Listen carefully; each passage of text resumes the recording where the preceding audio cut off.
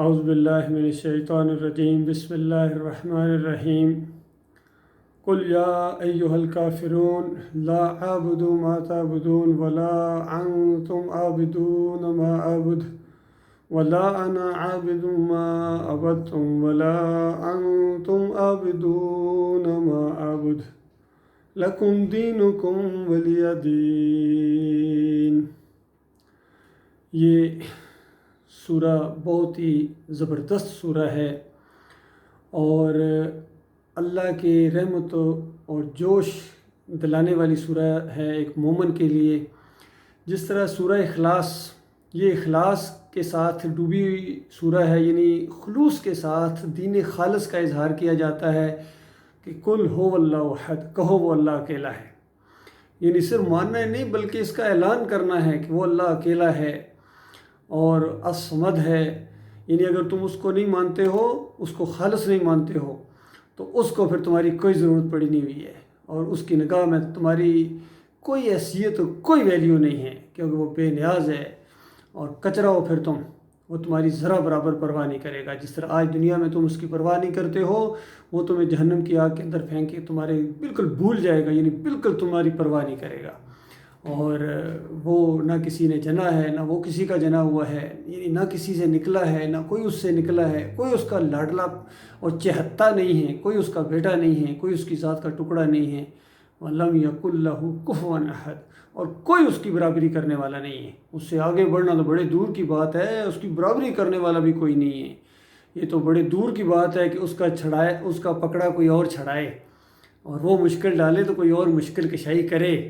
وہ کھوٹی کرے تو کوئی اور کھری کرے، یہ تو سوال ہی پیدا نہیں ہوتا۔ وَلَمْ يَكُنْ لَهُ كُفُوًا أَحَدٌ، کوئی اس کی برابری کرنے والا نہیں ہے۔ تو اس انداز سے جب اس سورہ کو پڑھا جاتا ہے تو اللہ کی رحمت جوش کے اندر آتی ہے، اور گویا 1/3 قرآن ہے، یعنی اتنا بڑا ثواب ہے اس کا۔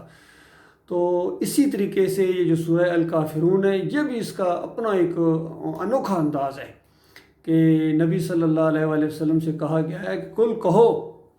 اور اس دور کے اندر لاؤڈ سپیکر نہیں تھے، اگر لاؤڈ سپیکر ہوتے تو لاؤڈ سپیکر لگا کے کہا جاتا، قل یا ایھا الکافرون،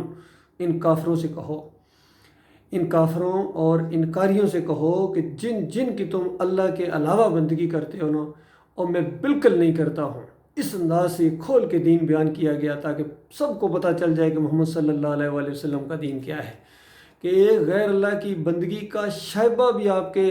طرف نہیں آنا چاہیے۔ اور یہی وہ بنیادی خصوصیت تھی ابراہیم علیہ السلام کی، کہ جہاں ابراہیم علیہ السلام کا ذکر اللہ تعالیٰ کرتا ہے کہ بہت ہی یکسو مومن بندے تھے، اللہ تعالیٰ کے مجاہد بندے گزرے ہیں، اور ہر جگہ ساتھ ہے وَمَا كَانَ مِنَ الْمُشْرِكِينَ، کہ شرک کا ایک دبہ بھی ان کی نامہ زندگی کے اوپر نہیں تھا۔ اللہ کے علاوہ کسی اور کے سامنے جھکنا، اس کی طرف رکوع اور سجدے کرنا، اس کو پکارنا، اس پر توکل اور بھروسہ رکھنا تو بڑے دور کی بات ہے، بلکہ ابراہیم علیہ السلام ہر شرک کے دشمن گزرے ہیں، اور کفر و شرک کا جنازہ نکال دیا انہوں نے، ٹیومر نکال دیا انہوں نے اپنی زندگی کے اعمال سے۔ اس طریقے سے اعلان کیا گیا کہ ان سارے کافروں کو کہو کہ کیا تم مجھ سے یہ امید رکھتے ہو کہ میں اللہ کے علاوہ کسی اور کی بندگی کروں گا، میں اللہ کے علاوہ کسی اور کے جھنڈے بلند کروں گا، میں اللہ کے علاوہ کسی اور کے نعرے لگاؤں گا؟ مجھ سے یہ امید رکھتے ہو؟ جاہلو، اپنا وقت ضائع کرو گے، اور کبھی کسی صورت میں میرے سے یہ امید نہ رکھنا۔ ان کو صاف اعلان کے ساتھ کہہ دو، قل یا ایھا الکافرون لا اعبد ما تعبدون، ان کا صاف کہو انکاریوں کو، میں بالکل بندگی کرنے والا نہیں ہوں، میں بالکل ذرا برابر ان سے ڈرنے والا نہیں ہوں، ان سے خوف کھانے والا نہیں ہوں، ان سے امیدیں رکھنے والا نہیں ہوں، ان کی چاپلوسی کرنے والا نہیں ہوں، جن کی تم کرتے ہو، جن کی تم کرتے ہو اللہ کے علاوہ۔ اور یاد رکھو، تم بھی اس کی عبادت کرنے والے نہیں نظر آتے ہو، تم اس کی عبادت نہیں کرتے ہو جس کی میں کرتا ہوں۔ حالانکہ مشرکین مکہ اللہ کی بھی کرتے تھے، ساتھ ان کی ابراہیم علیہ السلام کی بھی کرتے تھے، اسماعیل علیہ السلام کی بھی کرتے تھے، لات منات حبل کی بھی کرتے تھے، اللہ کے بھی بیچ میں کرتے تھے، اللہ کو خوش کرنے کے لیے نذر و نیاز بھی کرتے تھے۔ تو اللہ تعالیٰ نے بالکل اس بندگی کا رد کر دیا کہ چونکہ تم مشرک ہو، اللہ کے ساتھ دوسروں کو شریک ٹھہراتے ہو، لہٰذا جو اللہ کی بندگی بھی کرتے ہو تو وہ بھی اللہ تعالیٰ انہی کے کھاتے میں ڈال دیتا ہے۔ جس طرح حدیث کے اندر آتا ہے کہ اللہ بڑا غیور ہے، کہ اللہ کے ساتھ اگر کسی کو شریک ٹھہرایا جائے تو جو اللہ کی بندگی کی جائے نا، وہ بھی اسی کے کھاتے میں اللہ تعالیٰ ڈال دیتا ہے، کہ سب اسی کے کھاتے میں، میرا کچھ بھی نہیں۔ اس انداز سے بتایا گیا کہ تم اس کی بندگی کرنے والے نہیں ہو۔ تم اللہ کے علاوہ دوسروں کی بندگی کرتے ہو۔ تو آج جو کچھ یہاں پوری دنیا میں ہو رہا ہے، پوری انسانیت جو آج انگاروں کے اوپر لوٹ رہی ہے، ہر طرف فساد ہے، جنگیں ہیں، خوف و ہراس ہے، ظلم ہے، زیادتی ہے، یہ اسی شرک کی وجہ سے ہے، یہ اسی شرک کی وجہ سے ہے۔ لہٰذا ایک مومن کا کام ہے کہ بالکل ان سے بیزاری کا اعلان کر دے، تاکہ گوئی پڑ جائے کہ لوگوں تم گواہ رہنا کہ آج جن جھگڑوں میں تم پڑے ہوئے ہو، اللہ کے علاوہ جو تمہارے جھگڑے ہیں، یہ ذاتی جھگڑے ہیں، تمہارے اپنی دنیا کے جھگڑے ہیں، دنیا کے مفادات ہیں تمہارے۔ یہ سیاسی لوگ جتنے آپس میں لڑائیاں لڑ رہے ہیں، پارٹیاں بنی ہوئی ہیں، یہ جناب ایک پہلے اقتدار میں آتا ہے تو دوسرا اپوزیشن میں آ جاتا ہے، پھر وہ اقتدار میں آتا ہے تو یہ اپوزیشن میں آ جاتا ہے، ایک دوسرے کے اوپر تنقیدیں کرتے ہیں، گالی گلوچ کرتے ہیں، لعن طعن کرتے ہیں۔ یہ اس وجہ سے ہے کہ یہ جمہوریت کا حسن ہے اور یہ شیطانی دین ہے، چاہے یہ پارلیمانی نظام ہو، چاہے یہ صدارتی نظام ہو، جو بھی نظام ہوگا اس جمہوریت کے سسٹم کے اندر، یہ کافرانہ اور مشرکانہ اور شیطانی نظام ہوگا۔ اس کے اندر کبھی خیر نہیں آ سکتی، اس کے اندر کبھی انصاف نہیں مل سکتا ہے، اس کے اندر عوام پستی رہے گی، اور بالکل صحیح پستی ہے، کیونکہ اصل مجرم عوام ہیں، اصل مجرم عوام ہیں۔ انہوں نے ان اللہ کے باغیوں کو اپنا لیڈر مانا ہوا ہے، اپنا مشاہیر مانا ہوا ہے، اپنا ہیرو مانا ہوا ہے، جو ان کو لوٹتے ہیں، پیستے ہیں، ان کا خون چوستے ہیں، اور ان کی کمائی کے اوپر یہ اپنے ساری عیاشیاں کر رہے ہیں، بدماشیاں کر رہے ہیں، پھر بھی یہ انہیں کی پھر 10 بستہ غلاموں کی طرح بھاگے جا رہے ہیں۔ تو یہ بالکل اس لائق ہیں۔ وہ ابھی کہاں، ابھی تو یہ تھوڑی سی ذلت آپ نے دیکھی ہے، مرنے کے ساتھ جو تمہیں ہمیشہ کی آگ کے اندر کچرے کی طرح دھکیل دیا جائے گا اور اپنے انہی لیڈروں کے ساتھ تم رہو گے، وہ تو بہت بڑی چیز ہے۔ اور ان سے زیادہ یہ بڑے مجرم ہیں یہ جو دینی روپ میں آئے ہیں، یہ مسل کے روپ میں آئے ہیں، کوئی دیوبندیت کے روپ میں آیا ہے، کوئی بریلویت کے روپ میں آیا ہے، کوئی اہل حدیثیت کے روپ میں آیا ہے، دین کا نام لے کر آئے ہیں۔ یہ بہت بڑے مجرم ہیں، یہ بہت بڑے مجرم ہیں، اور جانتے بوجھتے فَلَا تَجْعَلُوا لِلَّهِ أَندَادًا وَأَنْتُمْ تَعْلَمُونَ، اللہ تعالیٰ نے یہی کہا کہ دیکھو اللہ کے ساتھ شرک نہ کرو، تم جانتے ہو، تمہیں سب پتہ ہے زمین کس نے بنائی ہے، آسمان کس نے بنایا ہے، ہوائیں کون چلاتا ہے، تم کھاتے کس کا ہو، یہ سب تمہیں معلوم ہے۔ جانتے بوجھتے دنیاوی مفادات سمیٹنے کے لیے تم بے ایمانوں نے ایکا کیا ہوا ہے۔ الکفر ملت واحدہ، یہ سارے کے سارے مسلک، سارے شرک کے اور سارے یہ سیاسی لوگ آپس میں ایک ہوتے ہیں، یقین کیجئے، اور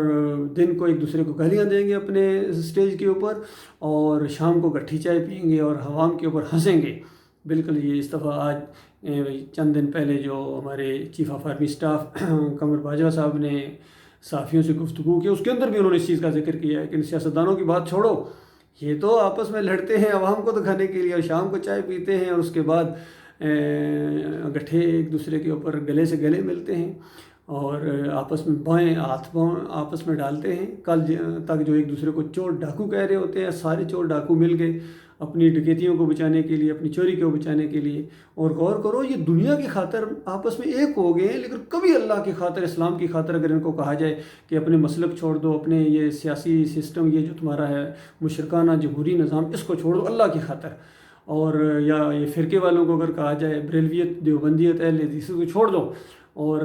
فرقے نہ بناؤ، اور اللہ کی رسی کو مضبوطی کے ساتھ پکڑ لو، ایک پلیٹ فارم کے اوپر اکٹھے ہو جاؤ، کبھی نہیں آئیں گے، کبھی نہیں آئیں گے، اور دنیاوی مفادات کی خاطر اکٹھے ہو جاتے ہیں۔ لہٰذا ایک مومن کا یہ حق ہے کہ وہ اللہ کی بندگی کرے، اور اللہ کی بندگی کے جو تقاضے ہیں اس کو پورا کرنے کے لیے ایمان خالص کرے، عمل صالح کرے، اور وتواصوا بالحق، حق بات کی تبلیغ کرے، حق بات کی تبلیغ کرے۔ میں نے یہ چینل بنایا یہ خالص حق بات کی تبلیغ کے لیے، تاکہ یہ سوشل میڈیا کا دور ہے، جہاں تک یہ دیکھا جائے، سنا جائے، کم از کم ان کے سامنے ایک صحیح دین کی دعوت ان کے سامنے آئے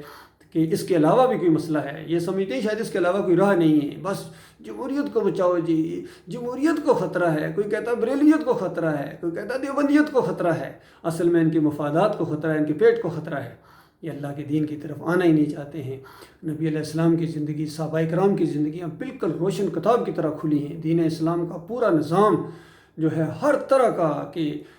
اسلام کے اندر خیر کس طرح آئے گی، امر بالمعروف کیا ہے، امر بالمعروف آج اس کو بھی استعمال کیا جا رہا ہے، امر بالمعروف۔ یہ گٹھے ہوں گے وہ سارے سیاسی لوگ، اور اللہ کے دشمن گٹھے ہوں گے، اور اللہ کے دین کے راستے میں سب سے بڑی جو رکاوٹ ہیں، ایاک نعبد و ایاک نستعین کا نام لے کے، امر بالمعروف کا نام لے کے یہ وہاں گٹھے ہوں گے، اور اللہ کے دین کا مذاق اڑائیں گے، قرآن کی آیات کا مذاق اڑائیں گے، نصروں میں نلّہ فتن قریب کے نعرے لگائیں گے کہ میں حق پر ہوں، حالانکہ سارے باطل کے اوپر ہیں. یہ باطل کے جھگڑے ہیں آپس میں، جو ان کے جھگڑے ہیں یہ باطل کے جھگڑے ہیں. چاہے یہ مسلکی جھگڑے ہوں ان کے آپس کے، بریلویوں اور دیوبندیوں کا آپس میں جھگڑا ہو، حیاتی اور مماتی کا ان کا آپس میں جھگڑا ہو، دیوبندیوں کا اور اہل حدیثوں کا آپس میں جھگڑا ہو، یہ مسلکی جھگڑے ہیں، یہ حق اور باطل کی جنگ نہیں ہے. اسی طرح یہ جو سیاسی ان کے جھگڑے ہیں، چاہے یہ تینوں پارٹیاں اکٹھی ہو گئی ہوں چوتھے کے خلاف، یہ آپس میں ان کے جھگڑے ہیں، خالص اسلام آباد کا جھگڑا ہے، جمہوریت کا جھگڑا ہے، اور یہ حق اور باطل کا جھگڑا نہیں ہے. جو حق کو مانتے ہی نہیں، انہوں نے حق کی خاطر جھگڑے کیا کرنے ہیں. تو یہ سارا معاملہ ہے. حالانکہ اس سے پہلے میں نے یہ جو کچھ ویڈیو میں نے اپلوڈ کیے ہیں، میں نے یہاں تک ان کو بتایا کہ دیکھو 71 کی جو شکست تھی یہ اسلام کی شکست نہیں تھی. انڈیا کے ساتھ جو جنگ ہوئی ہے یہ نہیں کہ حق اور باطل کی کوئی جنگ تھی، یہ دو ملکوں کے آپس میں جنگ تھی. مورتی کے پوجنے والے اور مزاروں کے پوجنے والے، درگاہوں کو پوجنے والے، ان کی آپس میں جنگ تھی. اور درگاہوں کے پوجنے والے یہ ان کو شکست ہو گئی، اور مورتی کے پوجنے والوں کو کچھ اس میں فتح ہو گئی. پھر 65 کا معاملہ کچھ تھوڑا بہت برابر رہا، اور پھر جو بھی بعد میں، یہ حق اور باطل کی جنگ نہیں ہے. اسی طرح افغانستان کی جنگ بالکل حق اور باطل کی جنگ نہیں ہے، یاد رکھیے. یہ طالبان کا غلبہ ہوا ہے، یہ اسلام کا غلبہ نہیں ہوا ہے، یہ دیوبندیت کا غلبہ ہوا ہے. تو یہ معاملہ ہے. جو حق کو مانتے ہی نہیں ہیں وہ حق کی خاطر جان کیسے دیں گے؟ جب یہ خالص الہ کی خاطر لڑیں گے کہ اللہ کے علاوہ کوئی معبود نہیں ہے، کوئی داتا نہیں ہے، کوئی دستگیر نہیں ہے، کوئی مشکل کشا نہیں ہے، کوئی حاجت روا نہیں ہے، کوئی واسطے اور وسیلے کے لائق نہیں ہے، کوئی رکوع اور سجدے کے لائق نہیں ہے، کوئی ماتھا ٹیکنے کے لائق نہیں ہے کہ وہاں جا کے ماتھا ٹیکا جائے اور کہا جائے کہ مجھے بڑی محبت ہے ان سے. میں یہ محبت اور عقیدت کا سجدہ ہے، یہ شرک والا سجدہ نہیں ہے، یہ آپ کی محبت اور عقیدت ہے. تو اصل میں اسی کو شرک کہتے ہیں. باقی جب اللہ کے بندے آئیں گے تو سارے مزاروں کو گرائیں گے، مندروں کو جس طرح گرایا جاتا ہے، بتوں کو جس طرح توڑا جاتا ہے، اسی طرح ان درگاہوں کو، چاہے ہرا گنبد ہو، چاہے یہ پیلا گنبد ہو، چاہے یہ نیلا گنبد ہو، یہ سارے کے سارے اللہ کے راستے میں، اللہ کے دین کے راستے میں سب سے بڑی رکاوٹ ہیں، اور یہ بت پرستی ہے. لہٰذا بالکل میں پورے شعور کے ساتھ اس سب شرک سے، ان مسلکوں سے، ان فرقہ بندیوں سے، ان سیاسی جماعتوں سے بالکل نفرت اور بیزاری کا اعلان کرتا ہوں کہ بالکل میرا ان سے کوئی تعلق نہیں ہے. اور لا عبدو ما تعبدون، جن کی تم بندگی کرتے ہو، یہ بندگی ہے، یہ اپنے لیڈروں کی بندگی ہے، یہ اپنے مسلک کی بندگی ہے، یہ اپنے امیروں کی بندگی کر رہے ہو اور اللہ کے دین کے ساتھ بغاوت کر رہے ہو. تو لہٰذا گواہ رہنا میرا اس سے کوئی تعلق نہیں ہے. اور جس اللہ کی طرف میں تمہیں بلا رہا ہوں، جس توحید کی طرف میں تمہیں بلا رہا ہوں، دین اسلام کی طرف میں تمہیں بلا رہا ہوں، ایمان خالص کی طرف میں تمہیں بلا رہا ہوں، نبی علیہ السلام کے طریقے کی طرف، آخری نبی محمد صلی اللہ علیہ وآلہ وسلم کے طریقے کی طرف، جس کو صحابہ اکرام نے اختیار کیا تھا، دنیا اور آخرت میں ان کو عزت ملی تھی اللہ تعالیٰ نے، وہ ایمان خالص کی وجہ سے تھی. مالک نے وعدہ کیا تھا وَأَنْتُمُ الْأَعْلَوْنَ إِن كُنتُم مُؤْمِنِينَ، تم سربلند رہو گے اگر تم مومن بن جاؤ گے. تو مومن بنے تھے تو اللہ نے سربلندی کی تھی یا نہیں کی تھی؟ سر بلند کیا تھا یا نہیں کیا تھا؟ اور آج سر بلند ہونے کی بجائے سر جھکتے چلے جا رہے ہیں. کبھی ایک لیڈر کی جے جے کار پکارتے ہو، کبھی دوسرے لیڈر کی جے جے کار پکارتے ہو، کبھی ایک سہانا خواب دکھاتا ہے، کبھی دوسرا سہانا خواب دکھاتا ہے، پھر پیچھے دوڑنا شروع ہو جاتے ہو جانوروں کی طرح. لہٰذا میرا ان سے کوئی تعلق نہیں ہے، یقین کیجیے کوئی تعلق نہیں ہے.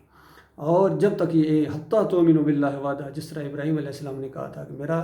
بغض ہے، اندر سے اٹھنے والی ایک ہوگ ہے ان کے خلاف، نفرت ہے،